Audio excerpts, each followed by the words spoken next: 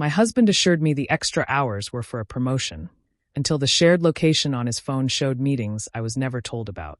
I found out on a Tuesday that felt like every other Tuesday, until 9:47 p.m., when the little pulsing dot on the Find My map paused at an address I didn't recognize. 1127 Marigold Lane. Unit 4B. Evan had left the house at 6 that morning in the charcoal suit I'd bought him for his 35th birthday. The one with the faint pinstripe, he said, made him feel like a partner already. "One more quarter of this," he'd whispered against my hair, "and the promotion is mine."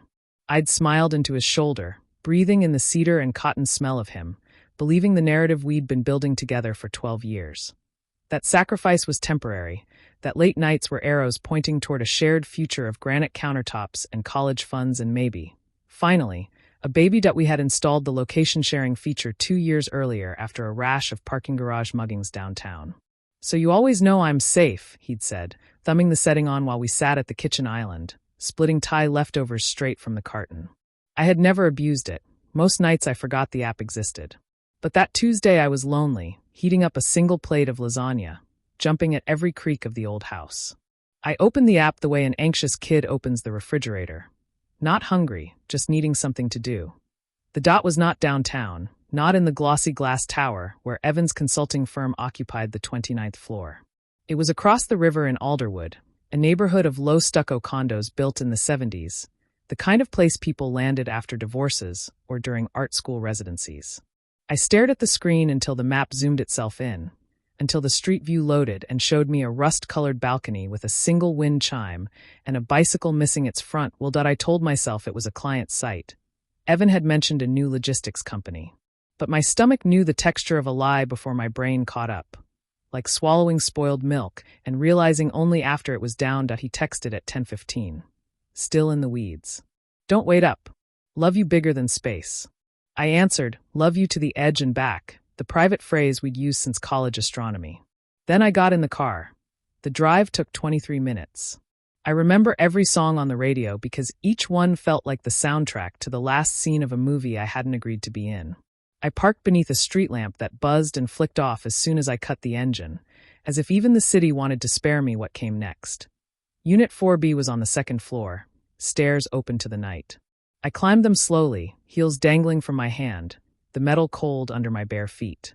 Halfway up I heard laughter. Evan's laugh, the one that started in his chest and ended in a hiccup, the laugh I'd heard across dorm hallways and hospital waiting rooms and our own kitchen when I burned pancakes into abstract art. It was not the polite chuckle he used with clients. It was his real, unguarded sound. A woman's voice carried after it. "You're terrible," followed by more laughter, intimate, flirty, the kind we hadn't traded in months. I stopped on the landing, heart hammering so hard I thought the railing vibrated. I told myself to turn around, to go home, to wait for daylight and explanations. Instead, I knocked. The door opened on a chain. A slice of her face, honey-colored hair, green eye, freckled cheek.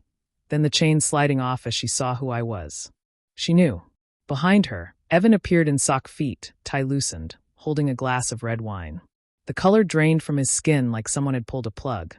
"Claire," he said, my name leaving his mouth like a bird he'd been cupping too tight that I didn't scream. I didn't cry. I looked at the woman, girl really maybe 28, and asked, "Are you the promotion?" She flinched. Evan set the glass down so hard it sloshed a Rorschach blot onto the white carpet that we talked in the parking lot, the two of us, while the girl, Lena, I learned, waited inside like a minor character whose scene had ended. Evan said it had been going on 8 months. He said he loved her, too, that he didn't know how to choose, that the long hours were partly work but mostly her. He used words like liminal and crossroads, therapy speak he'd picked up from podcasts. I listened, arms wrapped around myself, wondering when exactly the man I married had started using adjectives like liminal to justify betrayal. That I drove home first. He followed an hour later, found me packing a suitcase. We spoke in the hushed voices of parents trying not to wake a sleeping child, though the only thing asleep between us was trust. He cried, I didn't. When he reached for my hand, I let him hold it, but I felt nothing, as if the nerves had been surgically removed. That I moved into my sister's attic guest room the next day. The first week I survived on autopilot, teaching my sophomore English classes, grading quizzes on of mice and men, drinking wine from a plastic cup at 3 p.m. while my sister worked ER shifts.